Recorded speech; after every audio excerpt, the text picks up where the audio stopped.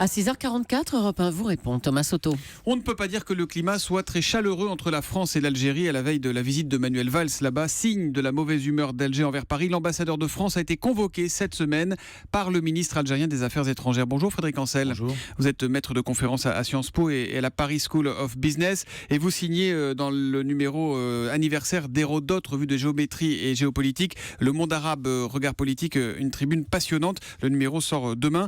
Les Algériens nous en veulent à cause de la publication et des révélations des Panama Papers.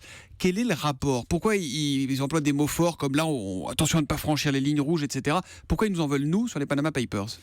Ils nous en veulent, nous, parce que nous sommes l'ancienne puissance coloniale.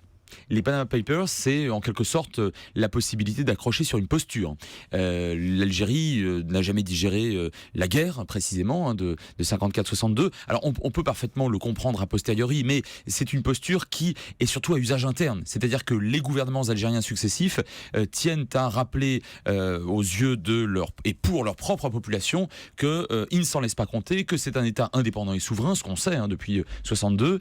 Il faut rappeler également que l'Algérie a fait partie des non-alignés, a été pendant très longtemps lié à l'URSS. Donc, si vous voulez, les rapports avec la France sont toujours compliqués, quel que soit, j'allais dire, entre guillemets, le prétexte, au sens d'ailleurs pas forcément illégitime du terme. Après tout, l'Algérie est un État souverain et ses gouvernements disent et font ce qu'ils veulent. Mais franchement, aujourd'hui... En fait, ils nous en veulent parce que le ministre de l'Industrie algérien est mis en cause, Abdeslam Bouchouareb, et que Le Monde, en gros, on a fait ses gros titres, c'est ça ? Oui, enfin, la France est une grande démocratie, la presse est libre, c'est pas vous que je vais l'apprendre, les médias de manière générale aussi, et Le Monde en particulier. Donc je crois que c'est très malvenu de la part d'un régime politique, quel qu'il soit d'ailleurs, de stigmatiser, c'est pas nouveau en même temps, de stigmatiser la France parce qu'un grand quotidien a révélé de façon absolument libre et très professionnelle des scandales qui d'ailleurs ne touchent pas du tout que ces personnalités. Il y a une grosse centaine de personnalités de très haut niveau dans le monde qui sont stigmatisées. Oui, c'est pour ça que la réaction peut paraître disproportionnée, mais en fait il y a un peu de politique intérieure là-dedans. Avant que Manuel Valls arrive en Algérie, c'est bon de taper sur la France ? Absolument, c'est toujours bon de taper sur la France, pour d'ailleurs un certain nombre de pays anciennement colonisés. Encore une fois, l'Algérie est un État souverain, elle fait ce qu'elle veut, mais je pense qu'on est là, encore une fois, dans une posture. Je rappelle d'ailleurs d'un mot que plusieurs millions de Français, ce qu'on appelle les pieds noirs ou les fils et filles de pieds noirs, ont également des récriminations, et cette fois-ci vis-à-vis du pouvoir français depuis 62. Est-ce que cette affaire va polluer, va contrarier la visite de Manuel Valls et de la dizaine de ministres qui l'accompagnent ? Il y aura Bernard Cazeneuve, Najat Vallaud-Belkacem, Emmanuel Macron notamment. Non, j'y crois pas du tout. Je suis très optimiste sur les résultats de cette visite et de ces multiples rencontres. D'abord parce que, je le rappelle, on n'est que dans une posture discursive, ça c'est le premier point. Et le deuxième point, c'est parce que l'Algérie a sur le terrain, très concrètement, objectivement, les mêmes intérêts que la France aujourd'hui. Quand je dis le terrain, c'est le Sahel et l'Afrique du Nord, à savoir bien sûr la lutte contre le fléau islamiste radical. Ça c'est le principal enjeu de cette visite, c'est ça le premier sujet de conversation ? Je dirais que c'est l'un des deux premiers ex aequo. Le deuxième c'est l'économie, puisque la France souhaite revenir à son rang traditionnel de premier partenaire économique et commercial devant la Chine. La Chine nous a ravis. Ça fait doubler en 2013. Oui, voilà, c'est ça, il y a quelques années, c'est ça. La France devrait d'ailleurs sans doute revenir en force sur le plan commercial et économique, et l'Algérie ne souhaite pas mettre tous ses œufs dans le même panier. Donc je pense que sur le plan à la fois économique et sécuritaire, les discussions devraient être très fructueuses. Est-ce qu'il y a une visite prévue au président Bouteflika ? Certains papiers, articles affirment qu'il n'arrive même plus à parler. C'est du grand cinéma, Bouteflika en Algérie, là.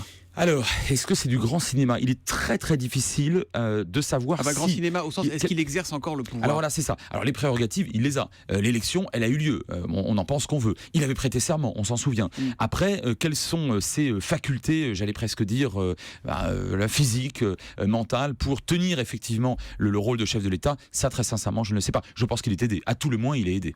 Est-ce que l'après-Bouteflika est une zone de danger, une zone de risque ? Est-ce que le pays peut basculer dans le même chaos que la Libye, qui a une frontière commune d'ailleurs avec l'Algérie, Non seulement une frontière commune, bien sûr, mais l'Algérie a une frontière commune avec le Mali, et il vous aura pas échappé que la France se bat au Mali contre les djihadistes, et à juste titre.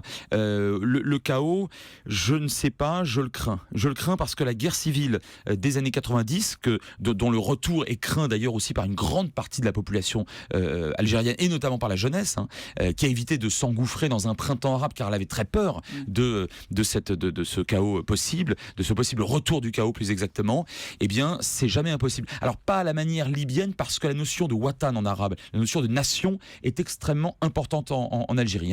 L'État a toujours été très centralisé. C'est plus clanique en Libye. C'est clanique et c'est tribal en Libye, absolument. Voilà. Donc, je ne crois pas à ce type de chaos-là. En revanche, l'islamisme radical est toujours considéré, et à bon droit et à juste titre, comme une véritable menace par l'ensemble des Algériens. On pense parfois que la source du terrorisme islamique, c'est ce qu'on a vécu, islamiste, c'est ce qu'on a vécu avec les GIA, groupe islamiste armé dans les années 90. Est-ce que l'Algérie aujourd'hui, c'est un endroit où prospèrent les djihadistes? Est-ce que c'est une terre c'est un terreau de djihadistes? Alors, non, depuis la victoire, car il faut bien appeler ça une victoire, des généraux, du régime au pouvoir, à la fin de la décennie 90, et en même temps, dans le sud algérien, on a vu ces dernières années qu'il y a eu un certain nombre d'attentats terroristes, des prises d'otages.